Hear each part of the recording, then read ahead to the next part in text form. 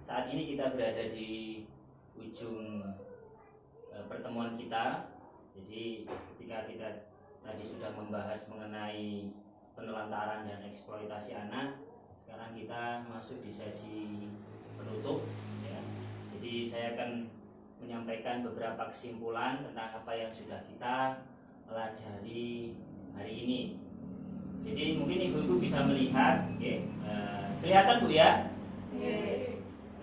Ibu-ibu bisa melihat kesimpulan yang kita pelajari pada hari ini ada di flip chart atau gambar 11. Nah, ini kesimpulan dari pembelajaran kita di sesi ini di modul 4, sesi 11. Nah, jadi mungkin ada yang bisa baca, kelihatan Bu? Eden? Nah, Bu Maria coba, Bu Maria. Coba nomor 1 itu Bu dibaca.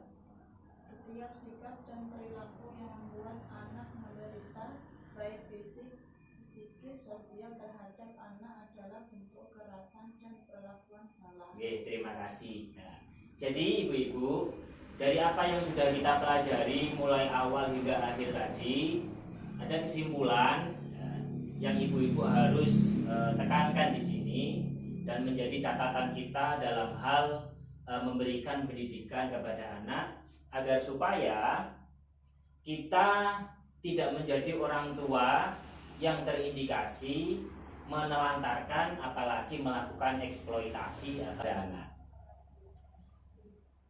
Yang pertama, setiap sikap dan perilaku yang membuat anak menderita baik fisik, psikis, sosial terhadap anak adalah bentuk kekerasan. Jadi ibu-ibu, kekerasan itu tidak hanya fisik mawon kan nggih, kekerasan kepada psikis, mental, kemudian terhadap kejiwaan sosial anak. Nah, itu juga merupakan bentuk kekerasan dan itu merupakan perilaku yang salah. Jadi tidak dibenarkan dalam hal ini. Yang selanjutnya, cara mendisiplinkan anak tidak harus dengan kekerasan. Jadi mulai dengan tingkatan yang paling ringan, paling sabar dulu, bisa melalui dengan kata-kata atau melalui verbal komunikasi.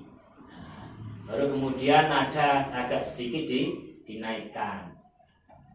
Jadi tidak harus seketika kita memerintah kepada anak, mendisiplinkan anak dengan cara memukul atau lain sebagainya. Yang kemudian nomor 3, kekerasan dapat terjadi di mana-mana. Siapapun bisa menjadi pelaku, bahkan orang terdekat. Nah ini Bu. Jadi hati-hati, kita mempunyai anak kita itu berpotensi mendapatkan perilaku kasar atau kekerasan dari orang lain. Biasanya perilaku kekerasan itu tidak harus dari orang yang jauh. Malah terkadang orang-orang yang ada di sekitar kita, orang-orang yang ada di sekitar anak itu yang menjadi pelaku kekerasan. Kita telah banyak melihat berita-berita ada seorang anak yang mendapatkan perilaku kekerasan secara seksual. Ternyata siapa ketika diselidiki pelakunya, mungkin pamannya sendiri atau bahkan ada kakeknya sendiri. Nah, ini kan orang-orang yang ada di sekitar. Kemudian orang tua wajib mencegah kekerasan dan perlakuan salah untuk melindungi anak. Karena ini memang jadi tanggung jawab orang tua.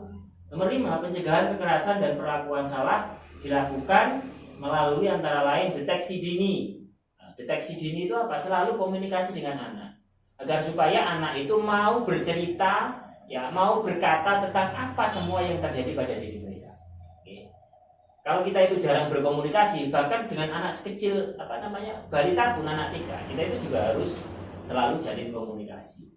Karena kalau ada apa-apa, anak itu akan langsung cerita kalau kita sering membangun komunikasi. Biasanya kalau kita itu jarang bertanya kepada anak, menanyakan tentang diri anak itu juga akan bercerita, apalagi terkait dengan persoalan atau masalah yang dia rasa itu, kok saya takut bercerita. Itu kan terkadang akan menjadi dampak yang negatif.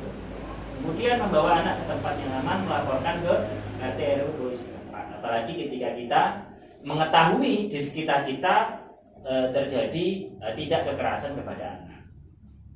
Kemudian, terakhir menghubungi lembaga layanan setempat. Lembaga layanan setempat itu ya lembaga-lembaga yang ada di pihak ya ada yang ada di sekitar kita.